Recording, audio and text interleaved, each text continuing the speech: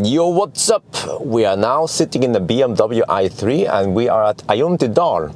So today I want to do a fun little experiment. You know, in the past I always talk about how fast you should drive if you want to just get somewhere as quick as possible, including charging. For example, in a Tesla, it's usually 160, 180 kilometers per hour, but Tesla charges fast, it has good range and all that. This car doesn't have the best range and it also doesn't charge that fast, and it's also wet outside today.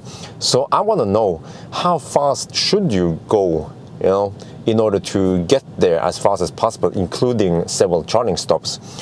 So the plan is that we will just drive north a given distance and then end up back here again. We can do a little bit back and forth, but we want to avoid that too much because we slow down. I mean, the average will be lower.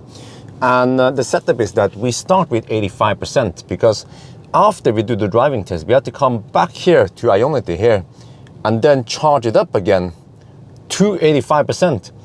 And the reason why I chose 85% is that's where the brake point is when it starts slowing down. So yeah, and we will probably discharge it down to about 10% just for safety margin. So yes, we should leave now. So we're just gonna do the final preparations, reset, and then take the time, and then, check the time, and then off we go. All right, we're on the move now, and just want to document the driving conditions. There's a little bit of rain today. According to weather forecast, it's going to rain heavier, so that could affect the consumption, but okay, we'll see. Nothing we can do with the weather anyway. And I figured out I have to cruise at 93 kilometers per hour to match 90 GPS speed. So, but the average speed will of course be slightly lower than 90, but close enough. So not too much traffic as of now. It's 1:30 in the afternoon. We started at 1:25 exactly, so I've written down all that. Oh, you can see it here also, yeah. It shows you there, okay. But okay, now I figured out that I have to drive roughly until I have 50% left, and then I head back. All right, we're almost down to 50% now, and it's time to turn around. So we will turn around here, Brumunddal Sør, yeah. And you see, so far we actually drove 78 kilometers. Well, okay, I'm not sure if you see. Yeah, 78 kilometers. Wow, that's pretty far. All right, turn around here and then turn back to Ionity. Okay, we're back now. First run, 90 kilometers per hour. I also measured that. Before I exited, I timed it, and that detour just to get here, plus just plugging in and waiting for the handshake, actually took a little over 2 minutes. So that's 4 minutes of overhead. And this exit is not the slowest one. Around Europe, you find even slower exits or detours before you get to the gas station or whatever fast charger you have there.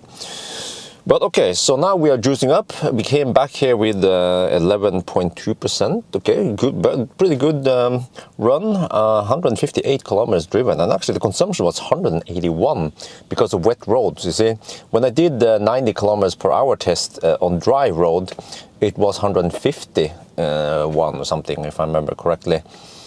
But okay, now I just have to sit here and wait for it to charge, and I cannot have the heater on. Because if I have the heater on, it will suck power and actually slow down the charging process. But not only that, but I suspect that if you have the heater on, it will steal the air conditioning for cooling down the battery, and then the battery will actually rapid gate. So I will investigate that more and make a separate video about it. But now, yeah, we're at around 65% now, so in not too long we can go. All right, we finished charging. It took 40 minutes, and also I checked the time at 85%, but then I charged a little bit past it because I need some extra energy to preheat the car again. So it's still sucking some power here to heat it up.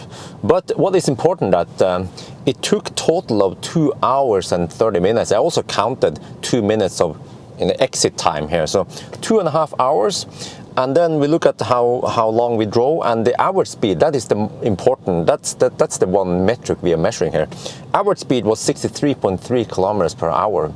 So now we will drive again, but this time 100 kilometers per hour, and we do the full cycle again. All right, we're on the move.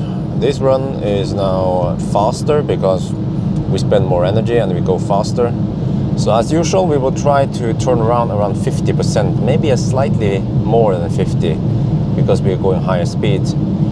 But yeah, so temperature is still about the same. Weather conditions hasn't changed. That's somewhat important.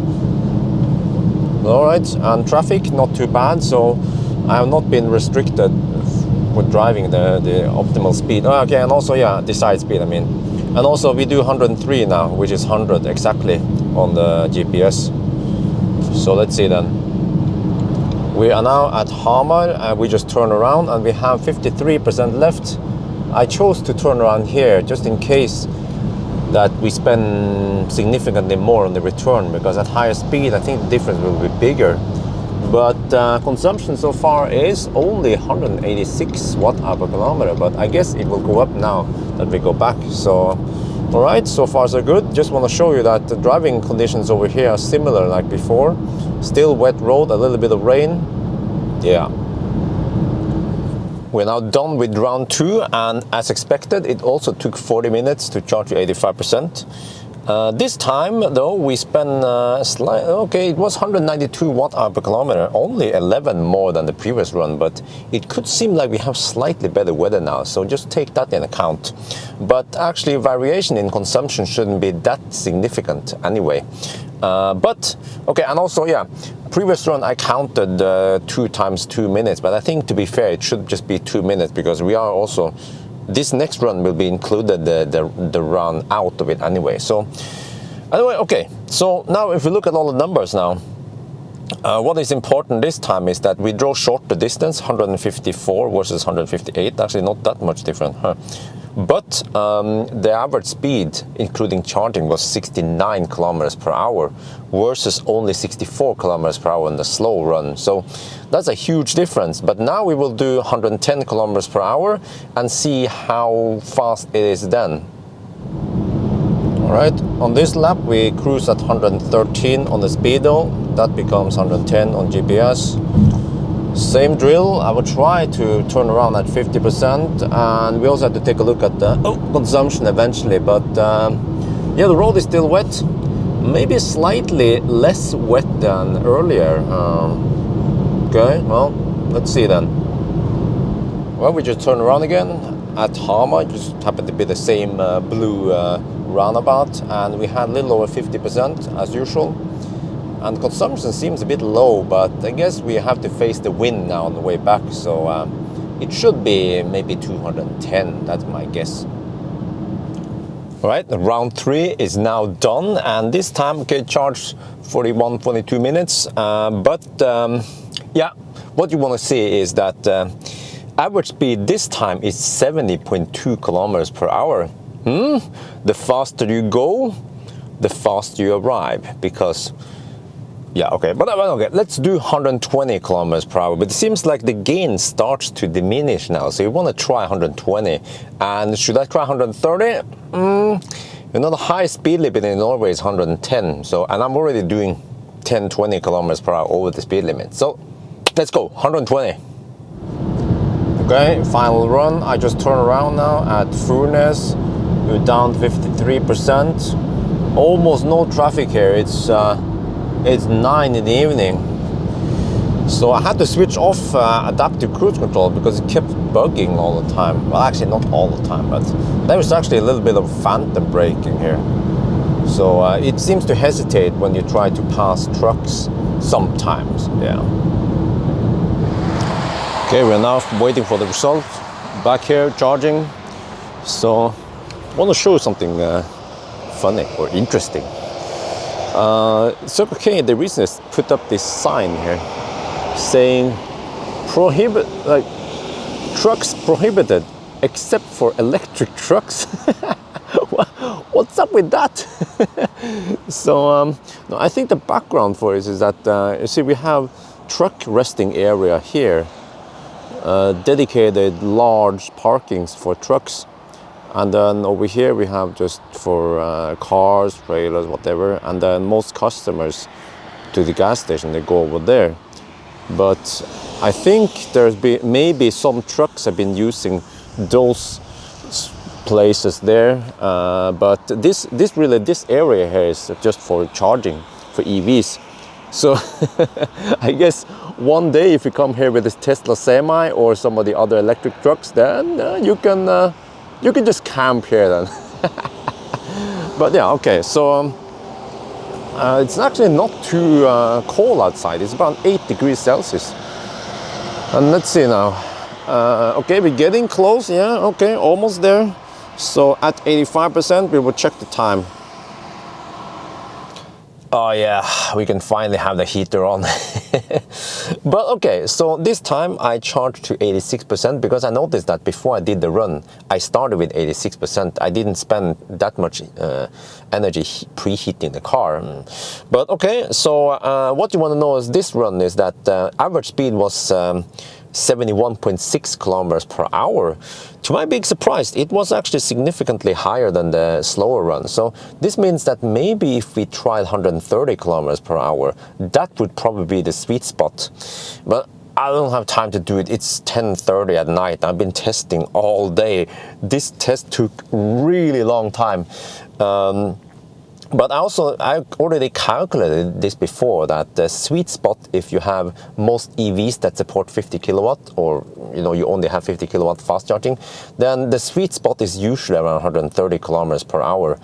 Maybe some cars 140, but around there, But also, I found out that you probably don't have to do this full stack test here because. For example, the charging here, at least for this car, it's consistent. It doesn't replicate. So every time we charge, it takes exactly the same time. It's consistent. If you know that one, then you don't have to redo it like I did. And also, the same with driving. It's not necessary to drive it almost down to zero and then just to charge it up again. I can just do a shorter run, just to kind of even out the initial spike or whatever. Let's say I do a 50-kilometer run to measure the consumption. And as long as you know consumption and charging curve, charging the way it works, and maybe add a little bit of detour, and you know the capacity of the battery, the available capacity, then you can very accurately calculate this without having to spend all day doing this. So, and what I can say on a general basis is that the faster you charge, the faster you can drive.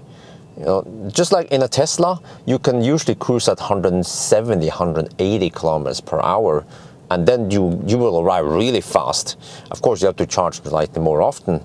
And also, the more efficient the car is, also the faster you can drive. So those two variables, they kind of like, it's like a product of each other. And then, what does this mean then? How fast should you drive, right?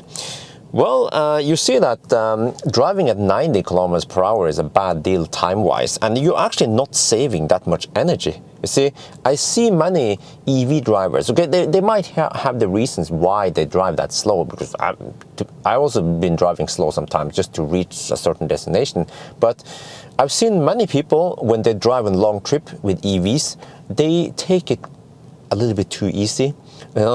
They drive really slow, and they think that by driving slow they can save money. I guess they can save time because they are not spending that much energy, but in reality you're wasting time. So what you should do, pro tip for me, is try to cruise at least 100 or 110 kilometers per hour, or maybe 120, yeah, around there, between 100 and 120 kilometers per hour.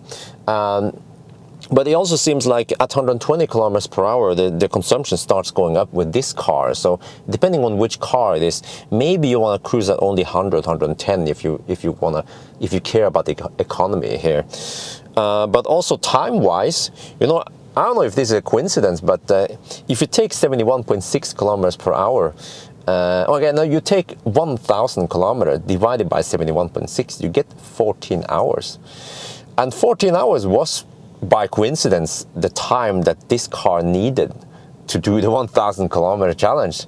So maybe if I do one cycle here, you know, with the speed I think is possible, let's say 120, 125 kilometers per hour, that could be the answer at the 1,000 kilometer challenge. But again, the 1,000 kilometer challenge is a more stress test, like Le Mans, you know, something could happen with Rapid Gate or something, we don't know, yeah. But yeah, and then also, okay, so that was 14 hours, right? But if you drive at 90 kilometers per hour only, it will take 15 hours and 35 minutes roughly. So you will arrive over 1.5 hours later. So you see how bad it is. Speed up at least to 200 kilometers per hour. That would be a pretty good deal, yeah. So anyway, I think that's gonna be it for now. Hope you guys enjoyed this video. As always, thank you for watching and talk to you later.